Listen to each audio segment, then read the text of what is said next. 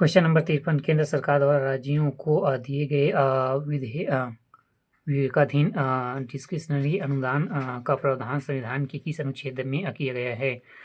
282 व्याख्या भारतीय संविधान के अनुच्छेद 282 के अनुसार संघ या राज्य किसी लोक प्रयोजन के लिए कोई अनुदान या इस बात के होते हुए भी दे सकेगा कि वह प्रयोजन ऐसा नहीं है जिसके संबंध में यथास्थिति संवाद या उस राज्य का विधानमंडल विधि बना सकता है। जबकि अनुच्छेद 275 को राज्यों को संघ से अनुदान, अनुच्छेद 281 वित्त आयोग की सिफारिश तथा अनुच्छेद 228 कुछ मामलों का उच्च न्यायालय को अंतरण। क्वेश्चन नंबर 54 राष्ट्रपति की चुनाव प्रक्रिया के संबंध में क्या सही नहीं है?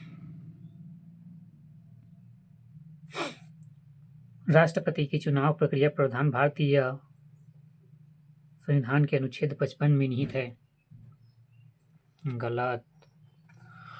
किसी उम्मीदवार को नामांकित दाखिल करने के लिए 50 प्रस्तावक और 50 समर्थकों का हस्ताक्षर सही करना पड़ता है। गलत। विधायकों को वोटों का मूल्य अलग अलग राज्यों की जनसंख्या के आधार पर किया जाता है। 1971 की जनगणना आंकड़ों पर आधारित। गलत। इनमें से कोई सही नहीं है। व्याख्या राष्ट्रपति का चुनाव प्रक्रिया का प्रावधान अनुच्छेद 55 में निहित है। सही तो है।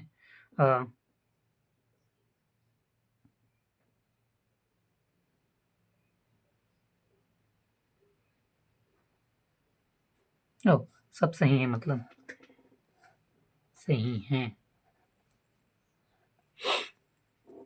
राष्ट्रपति की चुनाव प्रक्रिया का प्रावधान अनुच्छेद 55 में निहित है। राष्ट्रपति की चुनाव के न्यूनतम 50 प्रस्तावक एवं 50 अनुमोदन होने चाहिए। सही है।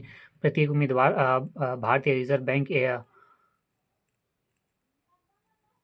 15,000 रुपये जमानत राशि के रूप में जमा करेगा। राष्ट्रपति का निर्वाचन अनुपातिक प्रतिनिधित्व के अनुसार एकल संक्रमणीय मत एवं गुप्त मतदान द्वारा होता है। विधायकों के वोटों का मूल्य अलग अलग राज्यों की जनसंख्या के आधार पर किया जाता है, जो कि 1971 की जनगणना के आंकड़ों पर आधारित है। विधायक का मत मूल्य बराबर राज्य की कुल जनसंख्या बटे राज्य विधानसभा के निर्वाचन कुल सदस्य बटे 100 गुणित 1/100। संसद का मत एवं बराबर सभी राज्यों के विधायकों को मतों का कुल मूल्य एवं बटे संसद के निर्वाचित सदस्यों की कुल सदस्य का संख्या।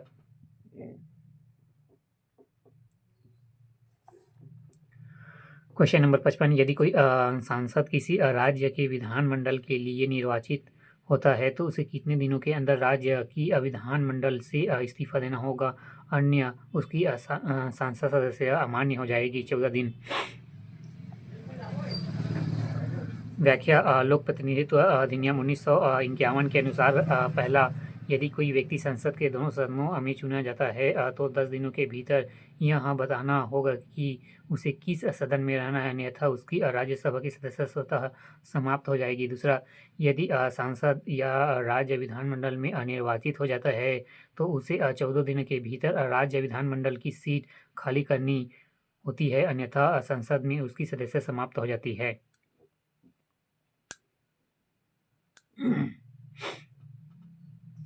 क्वेश्चन नंबर 56 निम्नलिखित को राज्यसभा की सीटों के आधार पर घटते क्रम में लगाइए। कर्नाटक में कम, फिर गुजरात, फिर उड़ीसा, फिर केरल। सबसे कम केरल में है। राज्यवार व्याख्या राज्यवार राज्यसभा सीटों का आवंटन गुजरात 11, कर्नाटक 12, केरल 9, उड़ीसा 10। उपरोक्त में से विकल्प सी सही है। कर्नाटक 12, फिर गुजरात 11, फिर उड़ीसा 10, फिर केरल